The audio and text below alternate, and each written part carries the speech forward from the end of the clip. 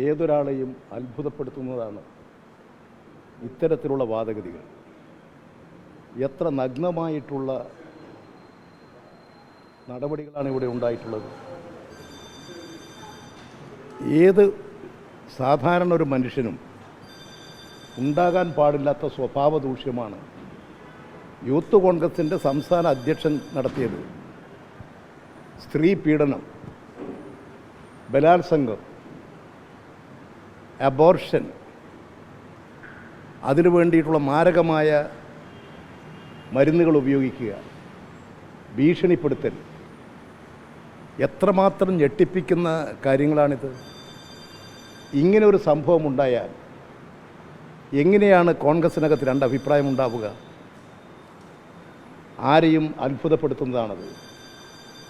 ഇത് മനസ്സിലാക്കേണ്ടത് കോൺഗ്രസ് സർവനാശത്തിലേക്കാണ്. കോൺഗ്രസ് തകർന്നുകൊണ്ടിരിക്കുകയാണ്. ഇത്തരം സംഭവങ്ങളെയൊക്കെ അംഗീകരിക്കുന്നൊരു പാർട്ടിയായി കോൺഗ്രസ് അധപ്പതിച്ചില്ലേ? സോണിയാഗാന്ധി നയിക്കുന്നൊരു പാർട്ടിയല്ലേ?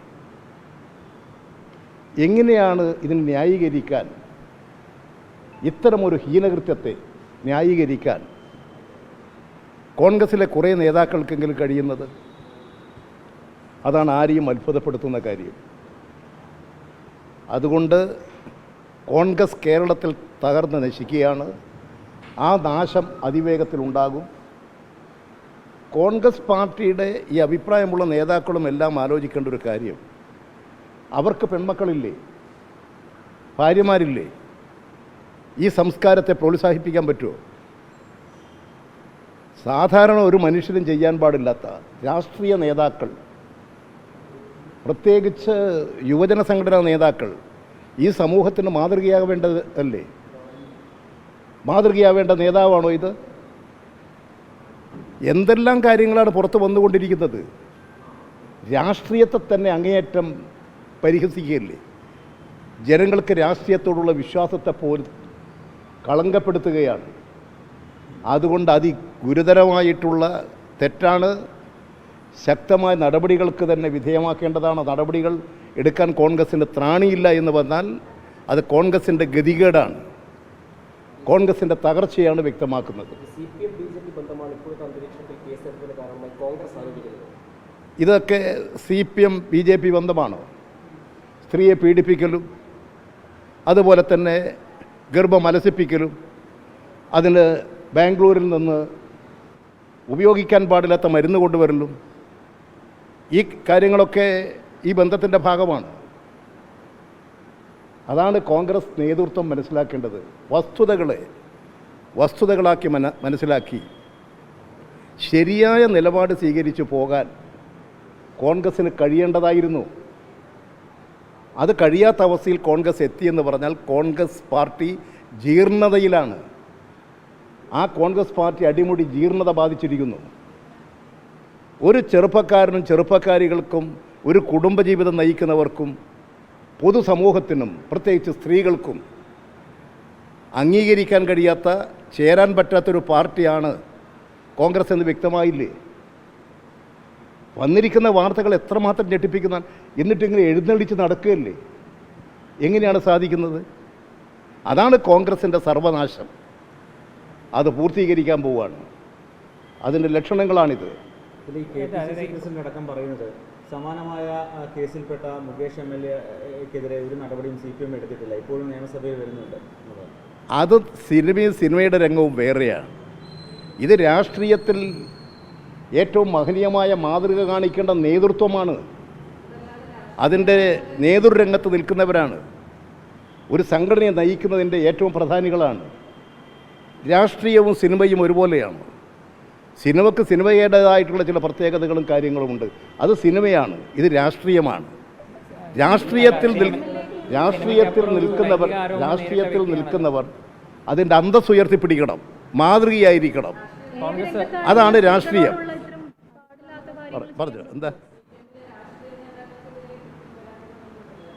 നിങ്ങൾ പരാതിയല്ല ഇത്. ഇതൊരു സ്ത്രീ വന്ന് പരാതി കൊടുക്കുകയാണ്. നിങ്ങൾക്ക് ആരെ മേലെ വേണമെങ്കിലും പരാതി ഉന്നയിക്കാം. ഇത് പരാതി കൊടുക്കുകയാണ്.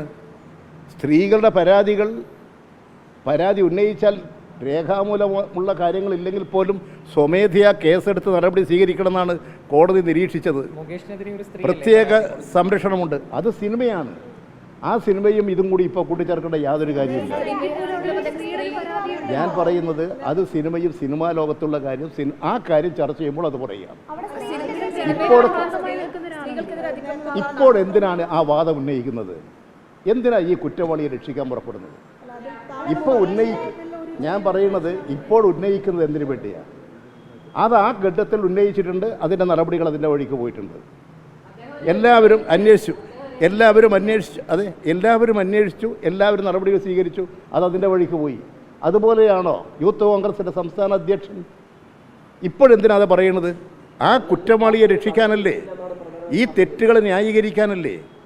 നിങ്ങൾ കാണേണ്ടത് ഇപ്പോൾ വന്നിട്ടുള്ള തെറ്റിനെക്കുറിച്ച് നിങ്ങൾ പറയൂ. ഇത് ആവർത്തിക്കാതിരിക്കാനുള്ള നടപടി സ്വീകരിക്കൂ. കോൺഗ്രസ് പറയുന്നത് പാർട്ടി നേരത്തെ തന്നെ രാഹുലിനെതിരെ നടപടിയെടുത്തു. ഒരു കേസ് വരുന്നതിന് മുൻപ് തന്നെ ആളെ പാർട്ടിയിൽ നിന്ന് പുറത്താക്കിയെന്നാണ്. എന്നാൽ ഒരു കേസ് വന്നിട്ട് പോലും മുകേഷിനെ CPM സംരക്ഷിച്ചു നിർത്തിയെന്നാണ് കോൺഗ്രസ് തിരിച്ചടിക്കുന്നത്. അത് കോൺഗ്രസിലെ ഒരു വിഭാഗം അത്തരമൊരു അഭിപ്രായം പറഞ്ഞിട്ടുണ്ടെന്നത് ശരിയാണ്. പക്ഷേ കോൺഗ്രസ് ആ നയം അംഗീകരിച്ചിട്ടാണോ? ഈ തെരഞ്ഞെടുപ്പ് പ്രചരണത്തിൽ എന്ത് ധൈര്യത്തോടു കൂടിയിട്ടാണ് ഇത്തരം കഥാപാത്രങ്ങളെ രംഗത്തിറക്കുന്നത്? നിങ്ങൾ ഈ നാട് ലജ്ജിച്ചു പോകില്ലേ? കേരളം ഈ സംസ്കാരത്തിൻ്റെ നാടാണോ? തെറ്റുകളെ തെറ്റുകളായി കാണണ്ടേ? രാഷ്ട്രീയ നേതാക്കൾ അവരുടെ മാന്യതയും ഈ സമൂഹത്തിൻ്റെ മാതൃകയുമാകണ്ടേ? രാഷ്ട്രീയ നേതൃത്വത്തിൻ്റെ പെശക് പറ്റിയാൽ, ഇത്തരത്തിൽ സംഭവിച്ചാൽ ഈ സമൂഹത്തിൻ്റെ മുമ്പിൽ ഉണ്ടാക്കുന്ന രാഷ്ട്രീയത്തിൻ്റെ മൂല്യച്യുതി എത്ര വലുതാണ്? നിങ്ങളത് കാണൂ. ഇവിടുത്തെ പ്രശ്നം, ഇപ്പോൾ ഉയർന്നു വന്നിട്ടുള്ള പ്രശ്നങ്ങൾ ഒരിക്കലും നിങ്ങൾ മറ്റു കാര്യങ്ങൾ ഉന്നയിച്ച് കുറ്റവാളികളെ രക്ഷപ്പെടുത്താൻ വേണ്ടിയിട്ടുള്ള വാദഗതികളാകരുത്. ഓരോ പ്രശ്നത്തെയും അതതിൻ്റെ വസ്തുതകൾ വെച്ചുകൊണ്ട് സമീപിക്കൂ.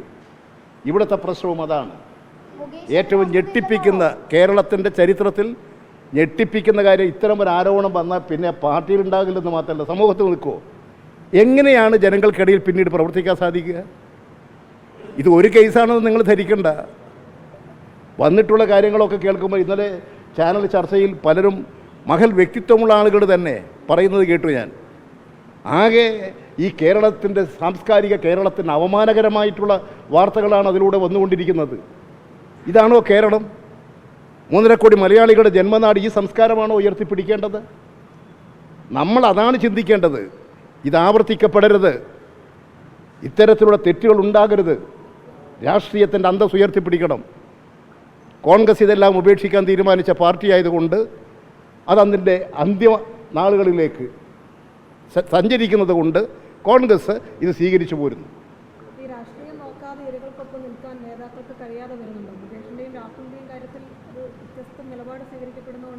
ഇപ്പോൾ ഞാൻ പറയുന്നത് ഇപ്പോഴുള്ള പ്രശ്നം വെച്ചുകൊണ്ട് കാര്യങ്ങൾ പറയൂ.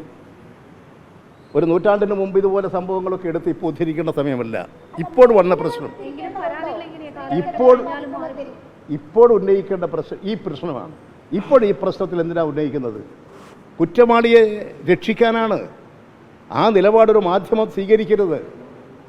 നിങ്ങൾ ആരാകട്ടെ, രാഷ്ട്രീയമെന്ന് നിങ്ങൾ നോക്കണ്ട. തെറ്റുകളെ തെറ്റുകളായി കാണൂ. ഈ നാടിൻ്റെ സംസ്കാരം ഉയർത്തിപ്പിടിക്കൂ. കേരളത്തെ പരിഹസിക്കുകയല്ലേ മറ്റ് ജനങ്ങൾ? ഈ കേരളത്തിന് എത്രമാത്രം അപമാനകരമായ സാഹചര്യമാണ് ഉണ്ടാക്കിയിരിക്കുന്നത്. രാഷ്ട്രീയ നേതൃത്വമല്ലേ? കോൺഗ്രസിൻ്റെ ഉന്നത അധികാര സമിതിയിൽ യൂത്ത് കോൺഗ്രസിൻ്റെ സംസ്ഥാന അധ്യക്ഷൻ നിങ്ങൾ ആലോചിച്ച് നോക്കി എന്തൊക്കെയാണ് കേൾക്കുന്നത്? മാനവും മര്യാദക്കും ഒരു രാഷ്ട്രീയ പ്രവർത്തകന് ജനങ്ങളുടെ മുമ്പിൽ നിൽക്കാൻ കഴിയാത്ത സാഹചര്യമല്ലേ ഉണ്ടാക്കി വച്ചിരിക്കുന്നത്? അതിനോട് കോൺഗ്രസ് ഈ സമീപനമാണോ സ്വീകരിക്കേണ്ടത്? ഇതിലിപ്പോൾ ഇന്നിപ്പോൾ കഴിഞ്ഞ ദിവസമാണ് MP ഉണ്ണിത്താൻ പറഞ്ഞത്, ഇതിൽ ഒരു രാഹുലിനെ, അതായത് നാറിയാളെ തൊട്ടവൻ നാറുന്നു. പക്ഷേ അതിനെതിരെ ഇന്ന് MP കെ സുധാകരൻ, മുൻ KPCC പ്രസിഡന്റ് കൂടി പറഞ്ഞത് വായി തോന്നിയത് കോതയ്ക്ക് പാട്ടാണ്, ആ രീതിയിലാണ് ഉണ്ണിത്താൻ പറയുന്നതെന്നാണ്. അപ്പോൾ ഇവർക്കിടയിൽ തന്നെ അത് ഉണ്ണിത്താനോട് ചോദിച്ചാൽ അതിൻ്റെ ബാക്കി പത്രം പറയും. അത് എൻ്റെ നാവിൽ നിന്ന് വരണം എന്ന് ഞാനിപ്പോൾ ഉദ്ദേശിക്കുന്നില്ല. അല്ല, അതിൽ കെ സുധാകരന് മറിച്ചൊരു അഭിപ്രായമാണ്. കെ സുധാകരൻ നേരത്തെയും രാഹുലിന് തെറ്റ് ചെയ്തിട്ടുണ്ട്. അതാണ് അദ്ദേഹത്തിന് എന്താണ് സംഭവിച്ചത് എന്നുള്ളത് നിങ്ങൾ അന്വേഷിച്ചു നോക്കൂ. ഇത്തരമൊരു സംഭവം, ഞാൻ ഏതെങ്കിലും ഒരാളുടെ അഭിപ്രായത്തിൽ ഇത്തരമൊരു സംഭവം നമ്മുടെ സമൂഹത്തിൽ ഉണ്ടായാൽ രാഷ്ട്രീയ നേതൃത്വം എങ്ങനെയാണ് പ്രതികരിക്കേണ്ടത്? അതിൽ VD സതീശൻ പ്രതികരിച്ചിട്ടുണ്ട്. ഒരു പൊളിറ്റീഷ്യൻ്റെ അഭിപ്രായം പറഞ്ഞിട്ടുണ്ട്, ശരിയാണ്.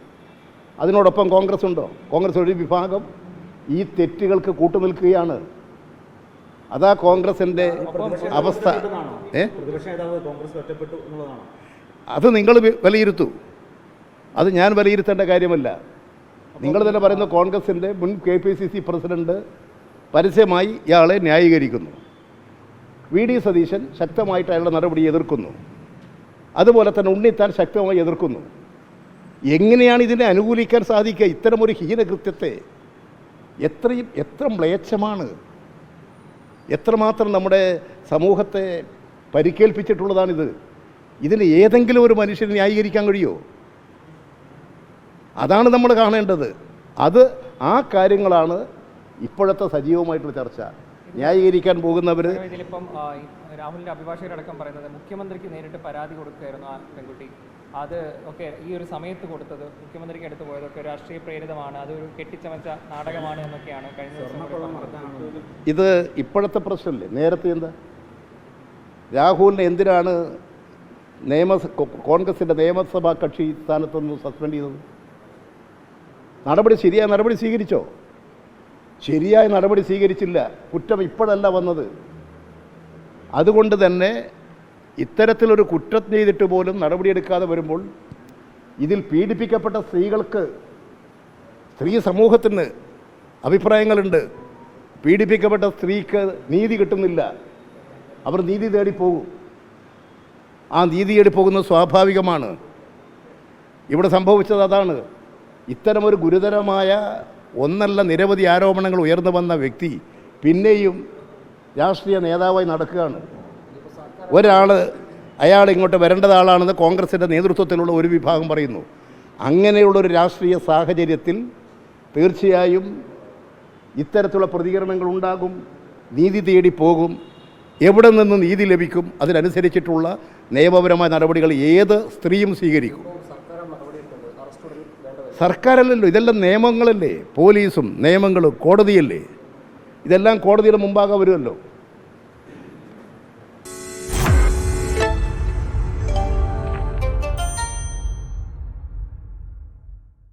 ലോകത്തെവിടെയായാലും ഏത് സമയത്തും 24 വാർത്തകളും ഓഗ്മെന്റഡ് റിയാലിറ്റി പാക്കേജുകളും എക്സ്പ്ലെയിനറുകളും വിശദമായി കാണാൻ ഞങ്ങളുടെ YouTube ചാനൽ നിങ്ങൾക്ക് സബ്സ്ക്രൈബ് ചെയ്യാം.